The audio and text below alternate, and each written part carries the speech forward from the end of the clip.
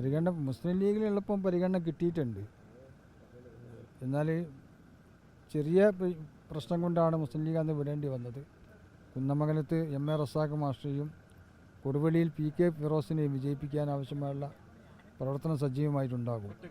മുസ്ലിം ലീഗിൽ സംഭവിച്ച ഒരു വിസ്മയം, കാരാട്ട് റസാഖ് തിരിച്ച് മുസ്ലിം ലീഗിലേക്ക് തന്നെ തിരിച്ചു വന്നിരിക്കുന്നു, മാതൃസംഘടനയിലേക്ക് തിരിച്ചു വന്നിരിക്കുന്നു എന്നുള്ളതാണ് അദ്ദേഹം പറയുന്നത്. ഇന്നലെ രാത്രിയാണ് ഇക്കാര്യത്തിൽ തീരുമാനമെടുത്തത് എന്നുള്ളതാണ് പറയുന്നത്. പാണക്കാടത്തെയും അംഗത്വം സ്വീകരിച്ചിരിക്കുന്നു. എന്താണ് ഈ തിരിച്ചുവരവിന് ഇങ്ങനൊരു തീരുമാനമെടുക്കാനുള്ള കാരണം എന്താണ്? അല്ല, ഇപ്പോൾ മാതൃസംഘടനയിലേക്ക് തിരിച്ചു പോകുക എന്നുള്ളത് മാത്രമേ ഉള്ളൂ.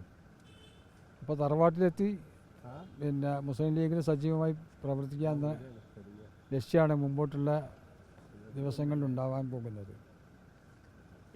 അതാണ് നമ്മുടെ ഇന്നത്തെ വരവിൻ്റെ ഉദ്ദേശം. ഇപ്പോൾ നേരത്തെ താങ്കൾ അവിടെ മണ്ഡലത്തിൽ സജീവമായിട്ടുണ്ടായിരുന്ന ഭാരവാഹി നേതാവ് എന്ന നിലയിൽ സ്ഥാനാർത്ഥിത്വം നിഷേധിക്കപ്പെട്ടതിനെ തുടർന്നായിരുന്നല്ലോ ഇടതുപക്ഷമായിട്ട് സഹകരിക്കുന്നു, പിന്നീട് മത്സരിച്ച് വിജയിക്കുന്നതും. സ്വാഭാവികമായിട്ട് മുസ്ലിം ലീഗിലേക്ക് തന്നെ തിരിച്ചു വരുമ്പോൾ വീണ്ടും ആ പരിഗണന ലഭിക്കുമെന്ന വിലയിരുത്തലൊക്കെ തന്നെ ഉണ്ടോ? തീർച്ചയായും പരിഗണന മുസ്ലിം ലീഗിൽ എളുപ്പം പരിഗണന കിട്ടിയിട്ടുണ്ട്. എന്നാൽ ചെറിയ പ്രശ്നം കൊണ്ടാണ് മുസ്ലിം ലീഗ് അന്ന് വിടേണ്ടി വന്നത്. അതൊക്കെ മാറി ഇപ്പം മുസ്ലിം ലീഗിന് സജീവമായി സ്ഥാനങ്ങളില്ലെങ്കിലും മുസ്ലിം ലീഗ് സജീവമായി പ്രവർത്തിക്കുക എന്നുള്ളതാണ് എൻ്റെ ലക്ഷ്യം. നേരത്തെ CPM-മായി ബന്ധപ്പെട്ട ചില വിഷയങ്ങളൊക്കെ തന്നെ അങ്ങ് ഉന്നയിച്ചിരുന്നു. മണ്ഡലത്തിലേക്ക് നിരവധി വികസന വിഷയങ്ങൾ നടപ്പിലാക്കുന്നതിൽ മുഹമ്മദ് റിയാസ് പിന്നോട്ട് പോയിട്ടുണ്ട്. അതോടൊപ്പം തന്നെ ചില നേതാക്കളുടെ കൈപ്പിടിയിൽ പാർട്ടി ഒതുങ്ങി എന്ന വിമർശനങ്ങളൊക്കെ തന്നെ ഉന്നയിച്ചിരുന്നു. അത് പരിഹരിച്ചില്ലെങ്കിൽ കടുത്ത തീരുമാനങ്ങൾ എടുക്കുമെന്ന് പറഞ്ഞിരുന്നു. അത് പരിഹരിക്കാനുള്ള നീക്കങ്ങൾ പാർട്ടി തലത്തിൽ പിന്നീടുണ്ടായിരുന്നു. പാർട്ടി തലത്തിൽ ഇല്ലാത്തത് കൊണ്ടാണ് കടുത്ത തീരുമാനത്തിലേക്ക് എത്തേണ്ടി വന്നത്. കോഴിക്കോട് ജില്ലയിലെ CPM മുഹമ്മദ് റിയാസിൻ്റെ ഒരു അധികാരത്തിലേക്ക് മാറിയെന്ന വിമർശനമൊക്കെ ഉന്നയിച്ചിരുന്നു. അതിൽ ഉറച്ചു നിൽക്കുന്നു. അല്ല, അതൊക്കെ അത് സംബന്ധിച്ച് വൈകുന്നേരം 4 മണിക്ക് തെരഞ്ഞെടുപ്പ് കൺവെൻഷനിൽ പറയുന്നതാണ്. CPM നൽകിയ ഒരു പൊസിഷൻ, ഈ മദ്രസ ബോർഡ് ചെയർമാൻ, ഇപ്പോൾ വാഹനത്തിന് മുൻപിൽ ഇപ്പോഴും ബോർഡ് കാണാൻ സാധിക്കുന്നുണ്ട്. ബോർഡ് മറച്ചു വെച്ചല്ലോ, രാജിവെക്കും. അവിടെ നാട്ടിലെത്തിയ ബോർഡ് ഒഴിവാക്കും. ബോർഡ് ഇപ്പോഴും ഉണ്ട്. അംഗത്വം സ്വീകരിച്ച് നാട്ടിലെത്തിയ ബോർഡ് ഒഴിവാക്കും. ബോർഡ് ഒഴിവാക്കി കഴിഞ്ഞു. പാണക്കാട് മുറ്റത്ത് വെച്ച് തന്നെ ബോർഡ് ഒഴിവാക്കി. ഈ വൈകുന്നേരം നടത്താൻ പോകുന്ന ആ വെളിപ്പെടുത്തൽ, അതിൽ ഈ പറയപ്പെടുന്ന മുഹമ്മദ് റിയാസ് ഉൾപ്പെടെയുള്ള CPM-നെതിരായുള്ള വെളിപ്പെടുത്തലുകളും തുറന്നു പറച്ചിലുകളും പ്രതീക്ഷിക്കാമോ? തീർച്ചയായും.